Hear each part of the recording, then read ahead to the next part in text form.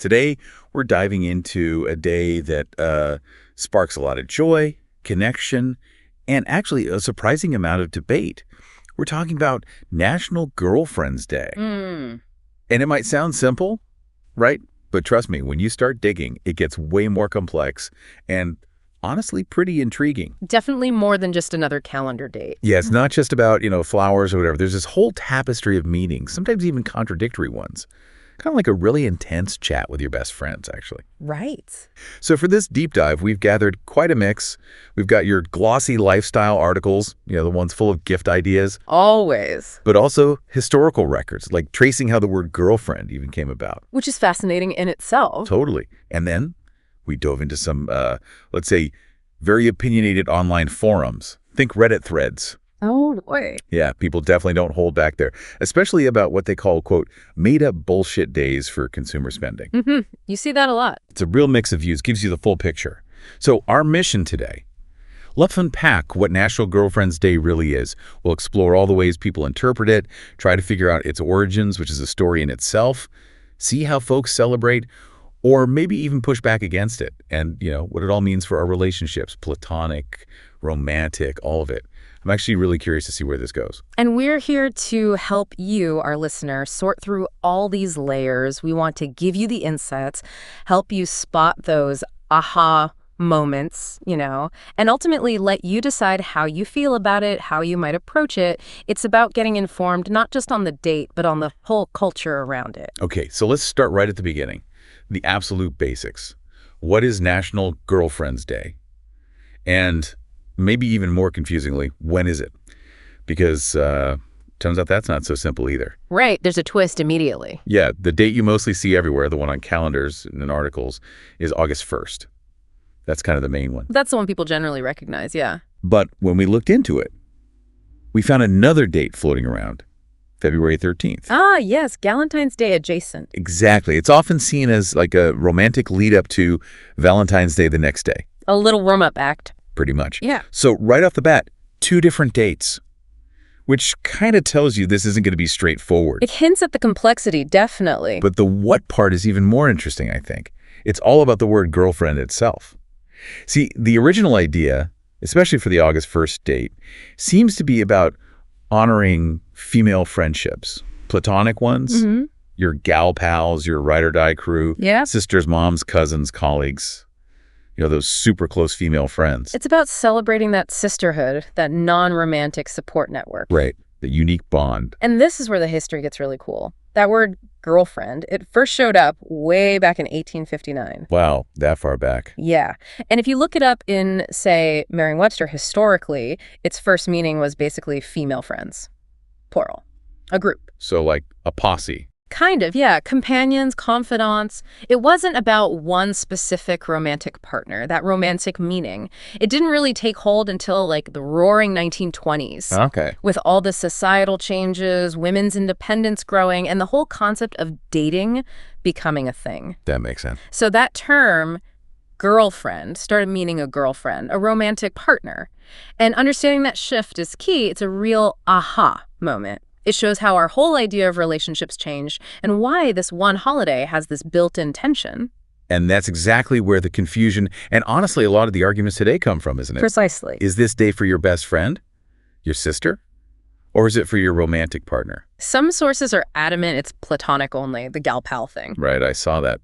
But others definitely include romantic partners. Which blurs the lines completely. So you could end up celebrating the wrong girlfriend, depending on who you ask. Or maybe just celebrating in a way that doesn't quite fit the original intent, if there even is one clear intent anymore. It's that ambiguity that makes it fascinating and maybe a little tricky to navigate. Okay, so we've got the what and the slightly confusing when. Let's talk origins. Who started this? Because usually with these national days, you kind of assume there's someone or some group behind it, right? You'd think so, yeah, like a clear starting point. But with National Girlfriend's Day, it's surprisingly murky. It's not like, I don't know, Arbor Day or something with a clear history. This feels more like it just sort of appeared. Like folklore almost. Yeah. So who actually kicked this off? Well, our sources point to a few different stories, competing claims, really. Lay 'em on me. Okay, so one prominent claim is from someone called Mistress Susan. She runs a luxury website, savionair.com. Mr. Season. She says she created it, started celebrating it back in 2003. 2003. Got it. Interestingly, she says she first did it on July 1st, but then it shifted to August 1st, the date we know now. Okay. And her reason? She said it was for women to thank their female friends, purely platonic initially, but she also notes that it later expanded to include romantic partners, too. Which fits the dual meaning we just talked about. Okay. Okay, who else? Then you've got Ali Severino-Klein and Sally Rogers. They had a website, sisterwoman.com, though it's gone now. Sisterwoman.com. Catchy. They claim they started celebrating it in 2006. 2006. So 3 years later than Mistress Susan. And different people. Exactly. Already a discrepancy. This is like trying to figure out who invented the internet. Sort of. And there's one more wrinkle. No goody. Kathleen Lang and Elizabeth Butterfield, a mother-daughter author team, they wrote a book in 2002 called Girlfriend's Getaway. Okay. Now, they don't explicitly claim they started the holiday, but some sources suggest their book helped popularize the idea of dedicating time to female friendships. Though if they had a date in mind, it might have been September 20th. September 20th. So now we have July 1st, August 1st, maybe September 20th. Yeah. And claims from 2003 and 2006. It's a mess, right? It really is a choose-your-own-origin story. And what's really interesting, connecting this to how these kinds of national days often bubble up, is why it's so debated. It didn't come from, like, a government decree. No official stamp. Exactly. It seems like it grew more organically, maybe from a few different places at once or just caught on through social media, you know? Like a grassroots thing. Yeah, which suggests there was this collective feeling, this desire for a day like this. Society kind of wanted it. So the need was there before the official day was? I think so. Yeah. It tapped into something real about the importance of these relationships. And then, of course, once it gets a little buzz, Commercial interests jump in. you got it. They see the emotional hook, the potential, and they amplify it, regardless of who technically started it or why. Which probably blurs the origins even more. Absolutely. It becomes less about a single starting point and more about this thing that just exists and is embraced. That actually makes a lot of sense. Maybe the fuzzy origin makes it feel more real in a weird way. Less corporate. That's a great point. It feels less like a mandate and more like something people genuinely wanted and adopted. Its messy beginnings almost prove its genuine appeal. Okay, so maybe the who isn't as important as the why. Let's get into that. Why do we need a specific day? Why shine this spotlight on female friendships, platonic or romantic? What makes them so powerful? Well, the sources are pretty loud and clear on this. They really are pillars of support. Girl power pillars, as one source put it. Right. First off, just that unwavering support. Your girlfriends are your ride or die crew. Totally. They're loyal, they celebrate your wins like they're their own, and crucially, they get you through the tough stuff. Bad breakups especially, the classic example. The classic. They listen, they don't judge, they bring the ice cream. Or the wine. Or both. Definitely both. There was that great Mark Twain quote, too. Oh, yeah, about friends siding with you when you're wrong. Yes. Nearly anybody will side with you when you're right. That hits different. It's that unconditional support. Exactly. And beyond that deep support, there's just the joy of it, the shared experiences, the companionship. Your eating buddies, dancing buddies, drinking buddies. All the buddies, spontaneous brunch, dancing till dawn, just chilling and talking for hours. Bringing coffee after a rough night, gossiping during a spa day. Yeah. It's building that shared history. Creating those inside jokes and memories. And then there's reliability, just knowing they'll be there. Helping you navigate tricky family stuff or problems at work. Giving you that safe space. Showing up post-breakup with the essentials. Ice cream, chocolate, maybe trashy movies. And that darkly funny line, need to bury a body, your girlfriends will be there. Huh. Figuratively, we hope. Figuratively. But it captures that fierce loyalty, right? They're your anchors. Definitely. Yeah. And, you know, if we connect this to the bigger picture, it's not just feelings. Science actually backs this up. Oh, really? How so? There's solid research showing strong female friendships literally relieve stress. They lower cortisol levels. Cortisol, the stress hormone. Okay. Yeah. Studies suggest women often have this tend and befriend response to stress, rather than just fight or flight. Bonding with other women releases oxytocin, which calms that stress response. Wow. So it's biological. It has real, tangible health benefits. Better mental health, less anxiety, maybe even physical health improvements. Some studies link strong social ties, especially for women, to longer lifespans and lower risk of chronic diseases. That's incredible. So celebrating these friendships isn't just nice, it's actually good for your health. Pretty much. It's recognizing something vital, biologically and psychologically necessary. Okay, mind blown a little. Now let's get into the spicy part you mentioned earlier. Ah, yes, the gifts. The gifts. Oh. Because as soon as a holiday exists, someone wants to sell you something for it. And for National Girlfriend's Day, this is where things get divided. Very divided. On one side, you have the pro-gift camp, often pushed by, businesses. Naturally. They frame it as this great chance for unique, personalized gifts.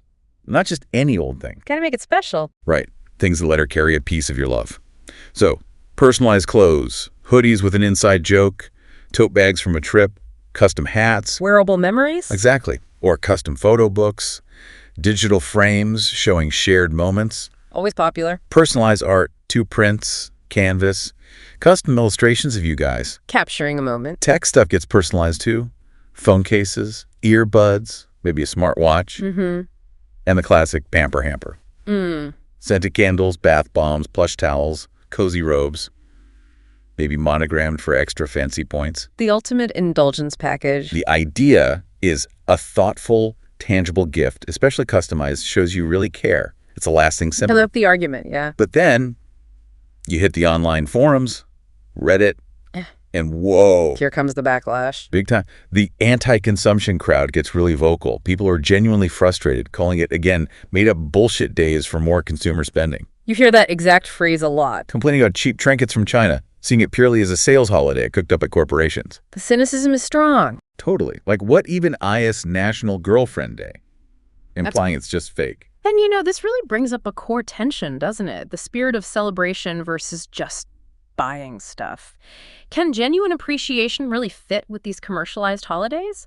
Or does the pressure to buy kind of ruin the sentiment? That's the million-dollar question. Many people feel strongly that appreciation shouldn't equal buying things, especially if it feels forced or generic. They want authenticity. So what are the alternatives? What do people suggest instead of buying stuff? Lots of great ideas came up, even from those same forums sometimes. Big focus on personal touches. Like what? A handwritten letter, pouring your heart out, sharing memories, saying why you appreciate them. Super powerful. Can't buy that. Nope. Or a DIY coupon book. Good for one breakfast in bed, one free hug, movie night of your choice. Simple personal promises. Cute. I like that. Experiences together are huge too. Memories over material. Oh, yeah. Like what kind of experiences? Plan a spa day, go pro, or do a DIY at home with masks and candles. Relaxing. Nice. Take a cooking class together. Italian, Thai, baking, whatever. Learn and laugh. Or just cook a nice dinner at home. Food is always a good bonding activity. Totally. Or a weekend getaway if you can swing it. Tickets to a concert or a play she wants to see. Showing you pay attention to her interests. Exactly. Or just quality time, go hiking, visit a museum, have a picnic, binge her favorite show together. Low-key but meaningful. Even things like a curated wine tasting kit you do at home. Fun. And then there are thoughtful, practical things that aren't purely material stuff. A nice plant, maybe low maintenance, personalized workout gear if she's into fitness, aromatherapy, things like oils or a diffuser. Things that enhance well-being. Right. A cookbook with some key ingredients to make a recipe together, art supplies if she's creative, a personalized playlist. The modern mixtape. Basically. Yeah. Or an adventure book to scrapbook memories and plan future trips. A custom star map of a special date. Oh, that's sweet. And sometimes the simplest things mean the most. A back rub, running her a bath, cooking her favorite meal, even if it's just slightly fancier than usual. Effort. Just having a real deep conversation without phones buzzing. True connection. So really, what comes through from all this gift debate, it's not about whether you give a gift or an experience. Fundamentally, no. It's about showing you care, showing you get her interests, her personality. Exactly. The thoughtfulness behind it is what counts, making her feel seen and appreciated. It's about the connection, not the transaction. Couldn't have said it better. Okay, so building on that, let's dive deeper into those non-material ways to celebrate the experiences. Because, as we said, the consensus really seems to be it's about what you do together, creating those shared moments. Building the relationship equity, so to speak. Right. So let's get specific. What are some top-tier activity ideas? Well, we touched on some, but relaxation and pampering always comes up. The pro spa day or the DIY version at home. Bath bombs, candles, robes, the works. Shared relaxation is powerful. Definitely needed in today's world. Culinary adventures, too. Taking that cooking or baking class, Italian, Thai pastries, whatever strikes your fancy. Learning together, eating together. Or the romantic dinner at home. Can't go wrong. Never. Then getaways and events. Whisking her away for a weekend, cozy in, dream trip, whatever fits the budget and her style. That's a big gesture, shows real effort. Or surprise concert tickets, theater tickets, a sporting event she loves, again, shows you're paying attention. Outdoorsy stuff is great too, right? Absolutely. Hiking beautiful trails, visiting a museum, planning a picnic in a scenic spot park, beach. Simple, quality time. Even a spontaneous road trip. Just get in the car and go. Love that freedom. For creative bonding, maybe a painting or pottery class, you get a souvenir out of it too. A slightly wonky pot you made together. Exactly. Or volunteering together for a cause you both care about. Shared purpose is incredibly bonding.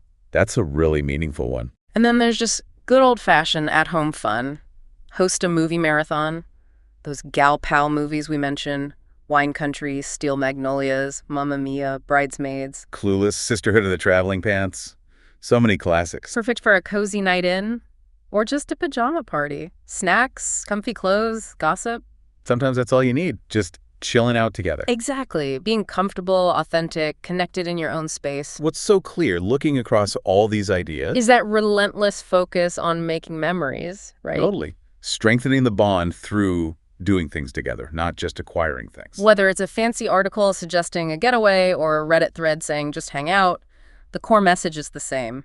Shared experiences matter most. These become the stories you tell later. Precisely. They build that rich history of the relationship, that tapestry we talked about. It lasts way longer than any physical gift. It's an investment in the connection itself. Okay, so we've covered gifts, experiences, but we live in the digital age. What about social media? If you're not doing a big spa day, how do you celebrate online?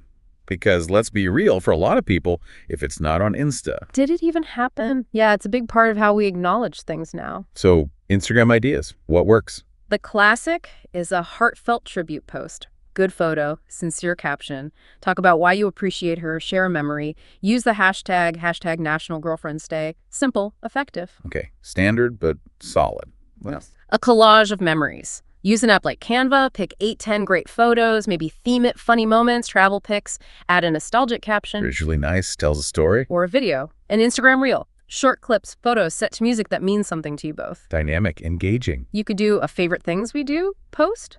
List shared activities, brunch, shopping, travel with photos for each in a carousel. Shows the breadth of the friendship. And for interaction, use stories. Polls or quizzes about your friendship. Where did we meet? What's our inside joke? Playful involves your followers, too. Fun. Okay, what about TikTok? It's a different vibe. Totally. Live reaction videos are huge on TikTok. Film her reaction to a gift or a surprise party setup. Raw, authentic moments. People love those. Joining trends together. Learn a TikTok dance. Use a funny sound. Shows your playful side. Bonds you through laughter. And connects you to the wider platform culture. Definitely. And then the straightforward Celebrate National Girlfriend Day with Us video. A montage of your day, what you did together. Inspiring and shareable. Gives people a glimpse into your celebration. And, connecting this to the bigger picture, social media really has changed how we do holidays. It makes expressing appreciation super accessible, instant, visual. You can celebrate with friends near or far. It's a public declaration, in a way. Right. It reinforces the bond, shares the love with a wider circle, creates a sense of community around the celebration. Even if some find it performative. For many, it's a genuine way to acknowledge people, especially when life gets busy. It amplifies that need for connection using modern tools. Makes sense. Okay, last big piece of the puzzle. With so many national days out there, now National Pizza Day, National Sock Day, I don't know. There really is one for everything. How does National Girlfriend's Day stand out? What makes it different? Especially from things like Valentine's Day. That's the biggest confusion, for sure. Valentine's Day versus Girlfriend's Day. But they're distinct. Valentine's, Feb 14th, is broad. It's about all kinds of romantic, friendly, family. You give cards to everyone. Pretty much. National Girlfriend's Day, especially August 1st, is more specific. It zeroes in on girlfriends, meaning either platonic female friends or a romantic female partner. It uses that dual meaning we explored. So narrower focus. Generally, yes. While that Feb 13th one leans romantic, the August 1st one often strongly emphasizes female friendship. It's not just about love, but about a specific type of relationship. Gotcha. And it's different from National Boyfriend Day, too, obviously. Right, that's October 3rd, and specifically for male romantic partners. Clear distinction there. So it carves out its own niche. It does, and it exists in this whole constellation of other appreciation days. You mentioned the cheeky National Ex-Girlfriend Day on August 2nd. Right after. Hilarious timing. Then there's National Friendship Day, first Sunday in August, International Day of Friendship, July 30th. Sister's Day, also first Sunday in August. Best Friends Day, June 8th. Wow, it's crowded in August especially. It is. So Girlfriend's Day sits within this ecosystem, each day having a slightly different flavor or focus. Seeing them all together really highlights that. And then, you know, this whole explosion of special days, it raises that question, do they matter? While it's easy to be cynical, maybe call them made up, they do serve a function. Like a reminder. Exactly. An intentional pause button in our crazy lives. Yeah. A prompt to stop and actually appreciate the important people. Because we often forget or just get too busy. We do. So these days, whether official or just popular, give us that little nudge. Reach out, connect, say thank you, I love you, I appreciate you. They turn a regular day into a potential moment of real connection. They make us think about who really matters. So less about the day itself, more about the reminder to connect. I think that's a huge part of their value. They reflect this modern need we have to consciously maintain our bonds in a world pulling us apart. Okay, so wrapping this all up. We've gone from a simple date to dual meanings, murky origins, the whole gift versus experience debate, social media sharing. It's been quite the journey. It has. But what really stands out is that core idea of appreciation. Absolutely. Whether it's through a gift, an experience, a post, a text, it's about showing gratitude for the women in your life. And how you, the listener, celebrate. It really comes down to your specific relationships, what feels right for you and for them. It's personal. It's about understanding her, connecting authentically. No single right way. Just opportunities to show you care. Which leads to maybe a final thought.